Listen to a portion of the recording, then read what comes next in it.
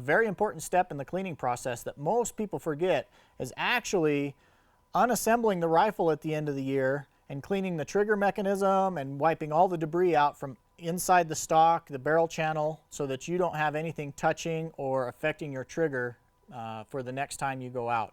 So I'm going to go over disassembling this rifle, cleaning the trigger assembly, making sure that we have a free floated barrel channel, and then assembling it all back together so it's ready to go out back into the field.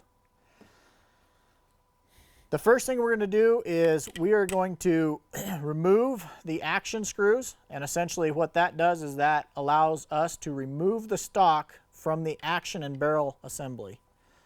So we'll just take out these two screws here. Now on our stock we have on one of our rifles we have a little wedge block right here. We'll remove that, take these two screws out.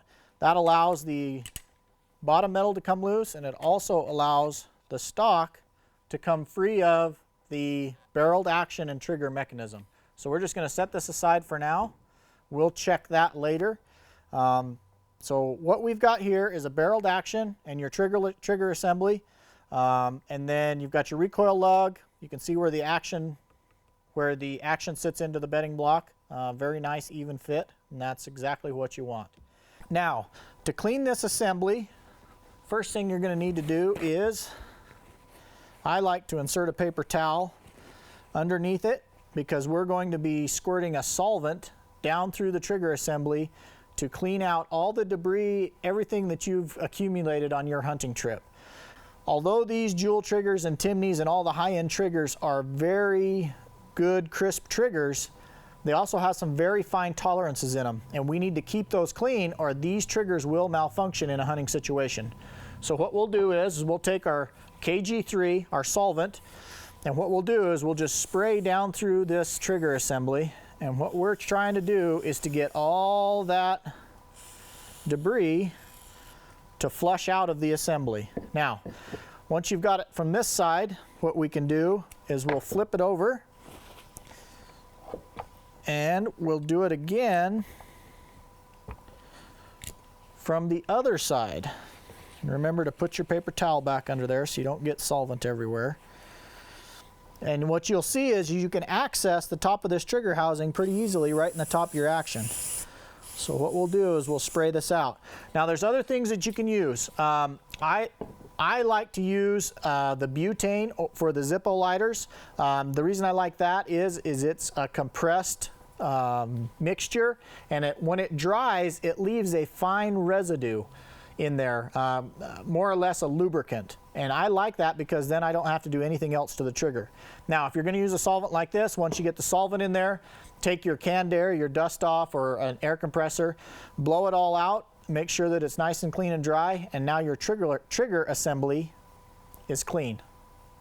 Okay, once your trigger assembly is clean and you know you have some good function there, now we need to just visually inspect and make sure we don't have any big debris on your recoil lug, the front or back where the bedding sits.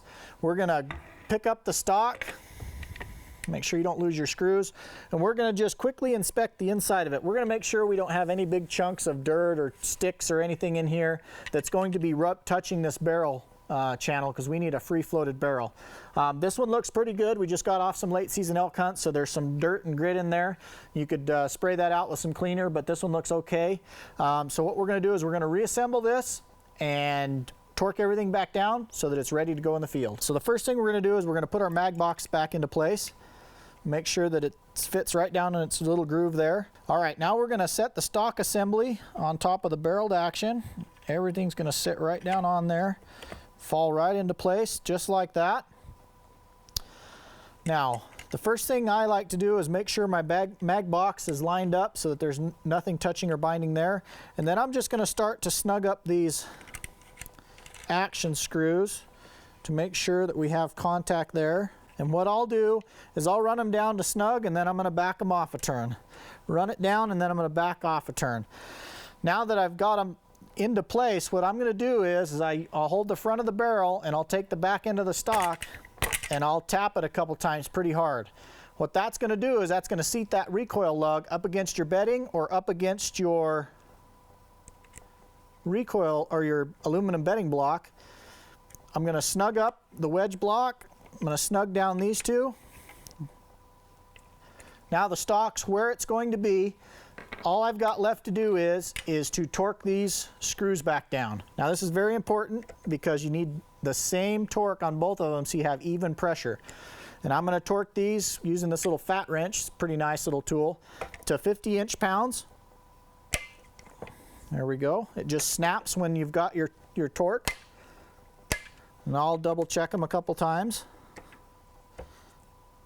Okay, so now I've got my action screws torqued down, and then all I have to do is, on this one I'll put about 30 inch-pounds on it. So I'll turn my torque wrench down to 30, get it in there, and I just want to get that snugged up to right there. There's 30 inch-pounds. My rifle's reassembled. I've cleaned the trigger assembly, and it's ready to go back to the field.